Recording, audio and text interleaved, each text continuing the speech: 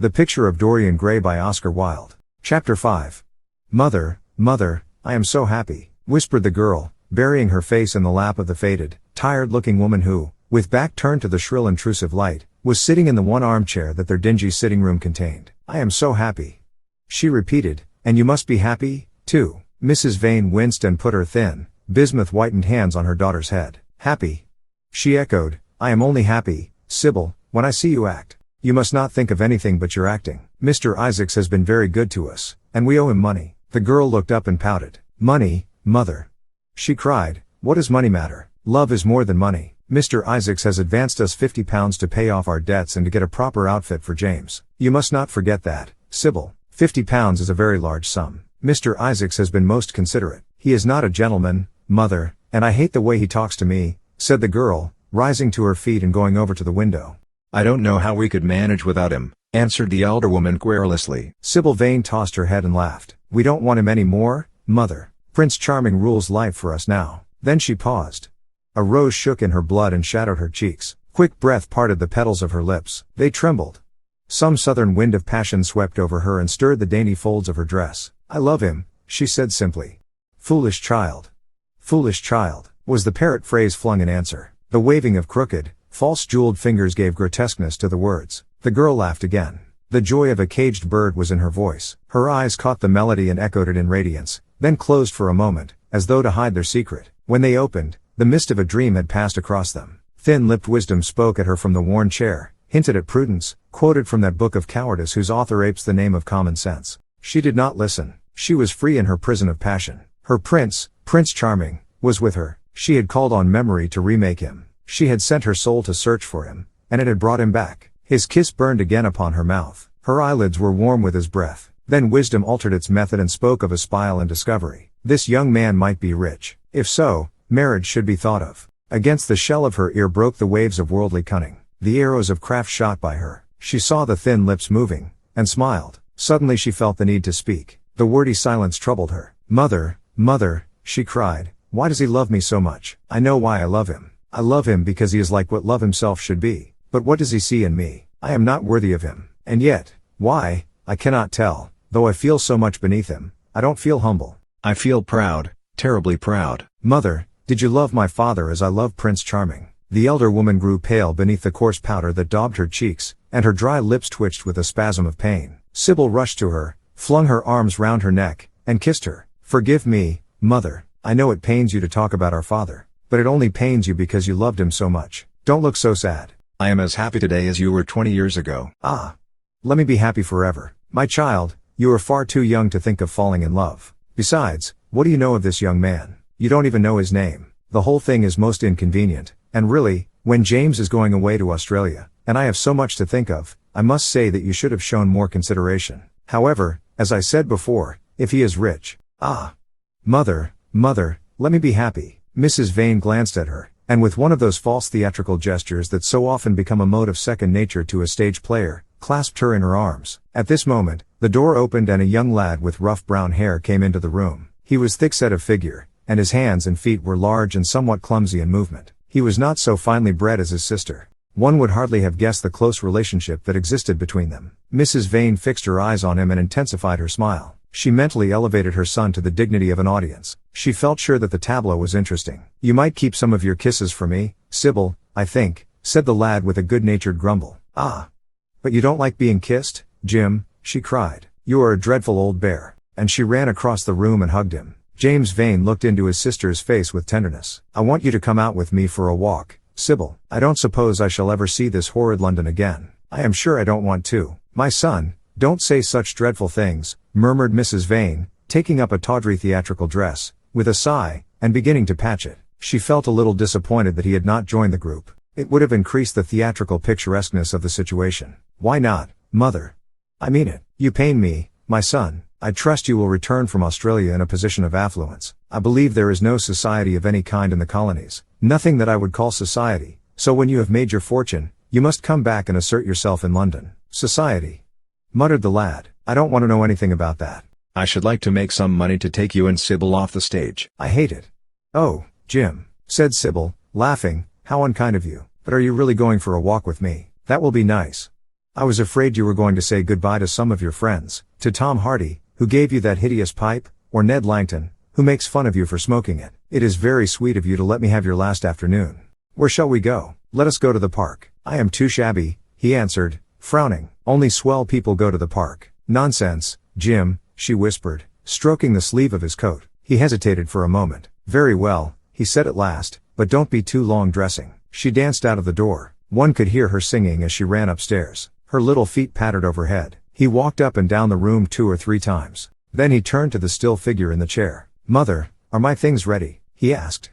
Quite ready, James, she answered, keeping her eyes on her work. For some months past she had felt ill at ease when she was alone with this rough stern son of hers. Her shallow secret nature was troubled when their eyes met. She used to wonder if he suspected anything. The silence, for he made no other observation, became intolerable to her. She began to complain. Women defend themselves by attacking, just as they attack by sudden and strange surrenders. I hope you will be contented, James, with your seafaring life, she said. You must remember that it is your own choice. You might have entered a solicitor's office. Solicitors are a very respectable class, and in the country often dine with the best families. I hate offices, and I hate clerks, he replied.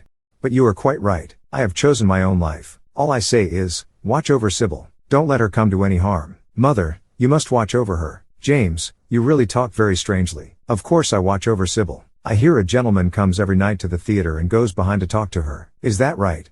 What about that? You are speaking about things you don't understand, James. In the profession we are accustomed to receive a great deal of most gratifying attention.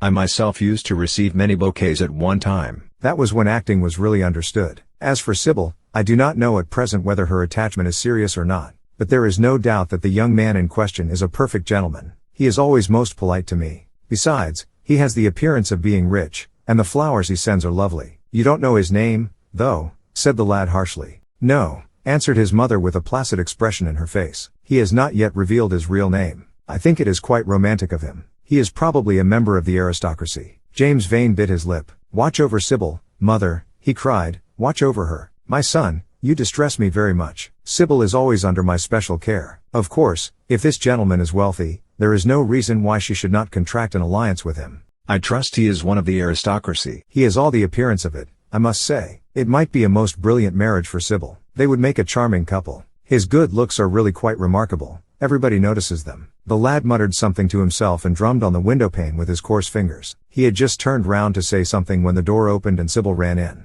How serious you both are, she cried.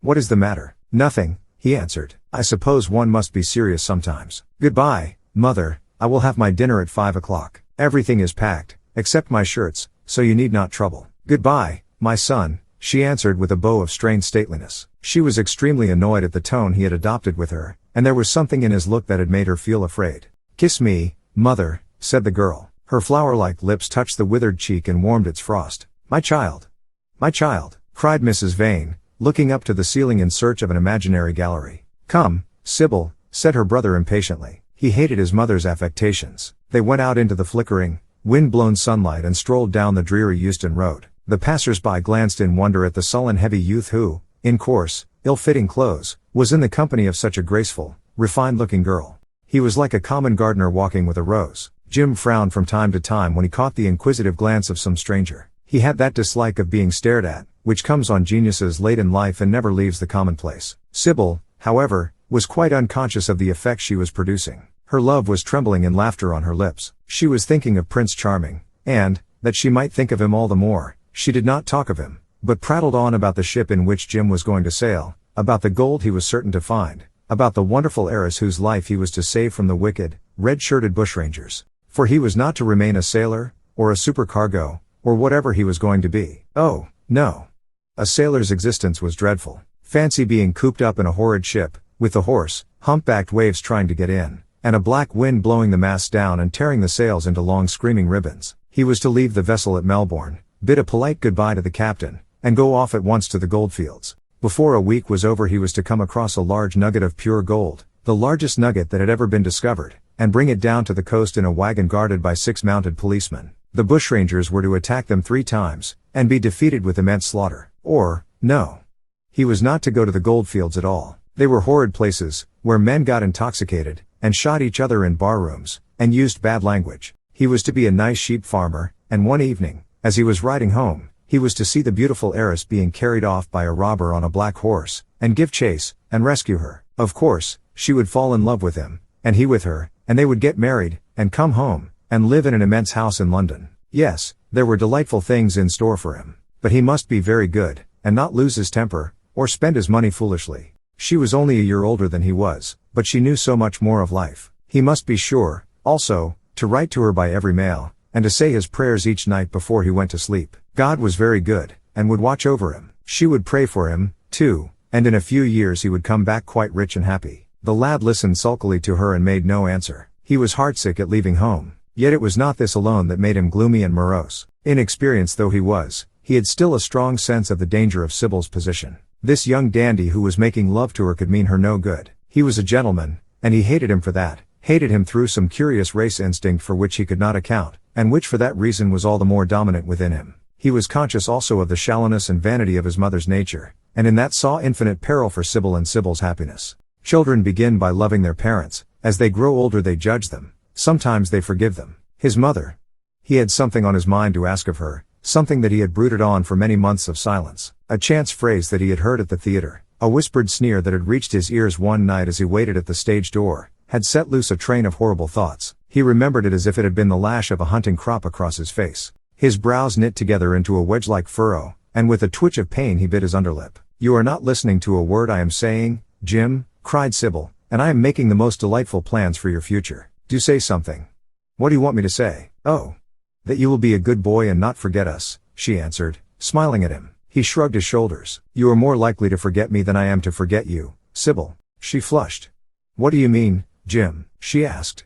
"You have a new friend, I hear. Who is he?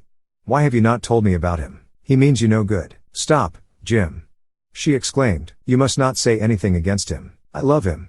"Why, you don't even know his name," answered the lad. "Who is he?" "I have a right to know. He is called Prince Charming. Don't you like the name?" "Oh, you silly boy. You should never forget it. If you only saw him, you would think him the most wonderful person in the world. Some day you will meet him. When you come back from Australia, you will like him so much. Everybody likes him, and I love him. I wish you could come to the theater tonight. He is going to be there, and I am to play Juliet. Oh, how I shall play it. Fancy, Jim, to be in love and play Juliet. To have him sitting there, to play for his delight. I am afraid I may frighten the company, frighten or enthrall them. To be in love is to surpass oneself. Poor dreadful Mr. Isaacs will be shouting genius to his loafers at the bar. He has preached me as a dogma. Tonight he will announce me as a revelation. I feel it. And it is all his only, Prince Charming, my wonderful lover, my God of graces. But I am poor beside him. Poor. What does that matter? When poverty creeps in at the door, love flies in through the window. Our proverbs want rewriting. They were made in winter, and it is summer now. Springtime for me, I think, a very dance of blossoms in blue skies. He is a gentleman, said the lad sullenly. A prince. She cried musically. What more do you want? He wants to enslave you. I shudder at the thought of being free. I want you to beware of him. To see him is to worship him. To know him is to trust him. Sybil, you are mad about him. She laughed and took his arm. You dear old Jim, you talk as if you were 100. Some day you will be in love yourself. Then you will know what it is. Don't look so sulky. Surely you should be glad to think that, though you are going away, you leave me happier than I have ever been before. Life has been hard for us both, terribly hard and difficult, but it will be different now. You are going to a new world, and I have found one. Here are 2 chairs. Let us sit down and see the smart people go by. They took their seats amidst a crowd of watchers. The tulip beds across the road flamed like throbbing rings of fire. A white dust, tremulous cloud of orris root it seemed, hung in the panting air. The brightly colored parasols danced and dipped like monstrous butterflies. She made her brother talk of himself, his hopes, his prospects. He spoke slowly and with effort. They passed words to each other as players at a game pass counters. Sybil felt oppressed. She could not communicate her joy. A faint smile curving that sullen mouth was all the echo she could win. After some time she became silent. Suddenly she caught a glimpse of golden hair and laughing lips, and in an open carriage with 2 ladies Dorian Gray drove past. She started to her feet. There he is, she cried. Who? Said Jim Vane. Prince Charming, she answered, looking after the Victoria. He jumped up and seized her roughly by the arm. Show him to me. Which is he? Point him out. I must see him, he exclaimed, but at that moment the Duke of Berwick's foreign hand came between, and when it had left the space clear, the carriage had swept out of the park. He is gone, murmured Sybil sadly. I wish you had seen him. I wish I had, for as sure as there is a God in heaven, if he ever does you any wrong, I shall kill him." She looked at him in horror. He repeated his words. They cut the air like a dagger. The people round began to gape. A lady standing close to her tittered. "Come away, Jim, come away," she whispered. He followed her doggedly as she passed through the crowd. He felt glad at what he had said. When they reached the Achilles statue, she turned round. There was pity in her eyes that became laughter on her lips. She shook her head at him. "You are foolish, Jim, utterly foolish. A bad-tempered boy, that is all. How can you say such horrible things? You don't know what you are talking about. You are simply jealous and unkind. Ah! I wish you would fall in love. Love makes people good, and what you said was wicked." "I am 16, he answered, "and I know what I am about." "Mother is no help to you. She doesn't understand how to look after you. I wish now that I was not going to Australia at all. I have a great mind to chuck the whole thing up. I would, if my articles hadn't been signed." "Oh, don't be so serious, Jim. You are like one of the heroes of those silly melodramas Mother used to be so fond of acting in. I am not going to quarrel with you. I have seen him, and oh, to see him is perfect happiness. We won't quarrel. I know you would never harm anyone I love, would you?" "Not as long as you love him, I suppose," was the sullen answer. "I shall love him forever," she cried. "And he, forever, too." "He had better." She shrank from him. Then she laughed and put her hand on his arm. He was merely a boy. At the Marble Arch they hailed an omnibus, which left them close to their shabby home in the Euston Road. It was after 5 o'clock, and Sybil had to lie down for a couple of hours before acting. Jim insisted that she should do so. He said that he would sooner part with her when their mother was not present. She would be sure to make a scene, and he detested scenes of every kind. In Sybil's own room they parted. There was jealousy in the lad's heart, and a fierce murderous hatred of the stranger who, as it seemed to him, had come between them. Yet, when her arms were flung round his neck, and her fingers strayed through his hair, he softened and kissed her with real affection. There were tears in his eyes as he went downstairs. His mother was waiting for him below. She grumbled at his unpunctuality as he entered. He made no answer, but sat down to his meager meal. The flies buzzed round the table and crawled over the stained cloth. Through the rumble of omnibuses, and the clatter of street cabs, he could hear the droning voice devouring each minute that was left to him. After some time, he thrust away his plate and put his head in his hands. He felt that he had a right to know. It should have been told to him before, if it was as he suspected. Leaden with fear, his mother watched him. Words dropped mechanically from her lips. A tattered lace handkerchief twitched in her fingers. When the clock struck 6, he got up and went to the door. Then he turned back and looked at her. Their eyes met. In hers he saw a wild appeal for mercy. It enraged him. "Mother, I have something to ask you," he said. Her eyes wandered vaguely about the room. She made no answer. "Tell me the truth. I have a right to know. Were you married to my father?" She heaved a deep sigh. It was a sigh of relief. The terrible moment, the moment that night and day, for weeks and months, she had dreaded, had come at last, and yet she felt no terror. Indeed, in some measure it was a disappointment to her. The vulgar directness of the question called for a direct answer. The situation had not been gradually led up to. It was crude. It reminded her of a bad rehearsal. "No," she answered, wondering at the harsh simplicity of life. "My father was a scoundrel then," cried the lad, clenching his fists. She shook her head. "I knew he was not free. We loved each other very much. If he had lived, he would have made provision for us. Don't speak against him, my son. He was your father, and a gentleman. Indeed, he was highly connected." An oath broke from his lips. "I don't care for myself," he exclaimed, "but don't let Sybil. It is a gentleman, isn't it, who is in love with her, or says he is. Highly connected, too, I suppose." For a moment a hideous sense of humiliation came over the woman. Her head drooped. She wiped her eyes with shaking hands. "Sybil has a mother," she murmured. "I had none." The lad was touched. He went towards her, and stooping down, he kissed her. "I am sorry if I have pained you by asking about my father," he said, "but I could not help it. I must go now. Goodbye. Don't forget that you will have only one child now to look after, and believe me that if this man wrongs my sister, I will find out who he is, track him down, and kill him like a dog." "I swear it."